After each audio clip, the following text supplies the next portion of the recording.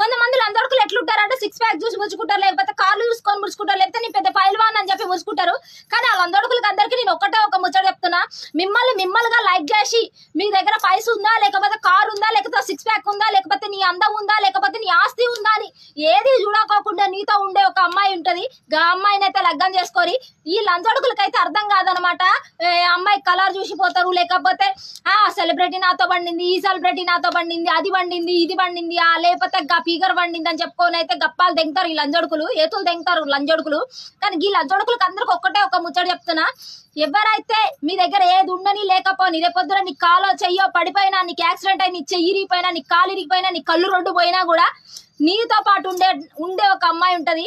ఆ అమ్మాయిని అయితే చూసి పెళ్లి చేసుకోరి. కానీ ఈ లంజొడుకులకి అయితే అర్థం కాదు, ఏంటంటే దెంగినవా ఇట్లా ఇట్లానే రూమ్ లోకి వస్తా ఉంటారు, పోతా ఉంటారు.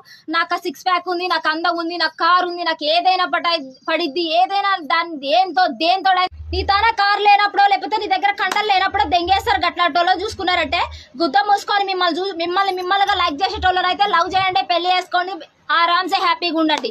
దెంగి తాగి దేశాలు పట్టినాం, లేకపోతే దెంగి ఇడ్సా పట్టినాం అన్నట్టు చేసిరు అనుకో, నీ సుల్లి కోసి చేతిలో పెడతారు. ఎవతో ఒకటి దాలాడి తగిలిందంటే అర్థమైందా? గుద్ద మూసుకొని మంచి గుండూరి, చక్కగా గుండూరి. హలో నమస్తే. మనమైతే ఏదైనా సరే కుల్లా చెప్పుతో కొట్టినట్టయితే చెప్తాం.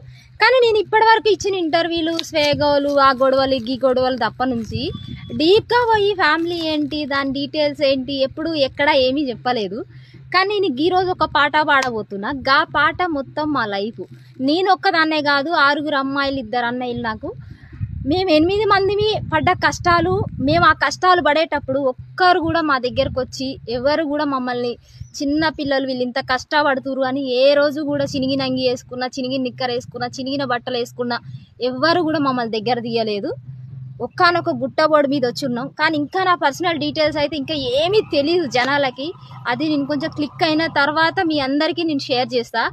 ఇప్పటి వరకు రేణుగోనని చూసింది ఇదే అనుకుంటూ రేణుగోన స్టోరీ ఇంకొక 10 ఛానళ్ళకి ఇచ్చిన. నమస్తే. మా మమ్మీ అయితే కొన్ని చోట్ల మా డాడీ చనిపోయిన తర్వాత ఆప్షన్ లేక మమ్మల్ని ఏడన్నా పనికి పెడితే వాళ్ళంతా తిన్న తర్వాత పాసిపోయింది మాకు పెడుతుండే. ఎట్లా అంటే ఈ పాట వింటే నాకు అదే గుర్తొస్తుంది, వేగి చుక్కలో సాంగ్స్ వింటే.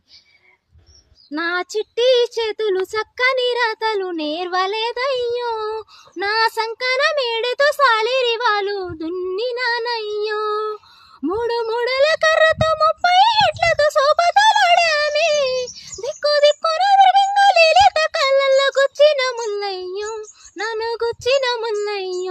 నన్ను గన్నా వారికి 7 ఏళ్ళప్పుడే దూరమైనానే, దొరగారి ఎట్లా కొట్టం కాడికి చేరువైనామే, వాళ్ళ గొడ్లకి ఉలువల తిండి బట్టి ముద్దుగా చూస్తారే, కడుపు గాలిన మాకు గొడ్డు కారం ముద్దలు పెడతారే. ఇది నిజంగా ట్రూ.